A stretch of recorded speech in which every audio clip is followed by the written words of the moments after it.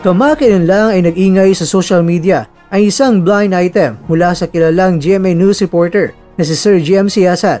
Sa kanyang post sa Facebook, binanggit niya, a Filipino crowd favorite is set to make his return on the international stage this October. He is, however, not the main attraction this time around. Official announcement coming soon. Bagamat hindi pa opisyal na ibinunyag ang pangalan, mabilis na nagkaroon ng hula ang boxing community. Marami ang nagsasabing maaring si John Riel Cuadro Alas Casimero ang tinutukoy at kung totoo man ito, walang duda kung bakit agad na umingay ang balita at umasa ang mga Pinoy boxing fans. Si Casimero mga kwento ay isa sa ilang boksingero na may kakaibang timpla ng galing, tapang at personalidad.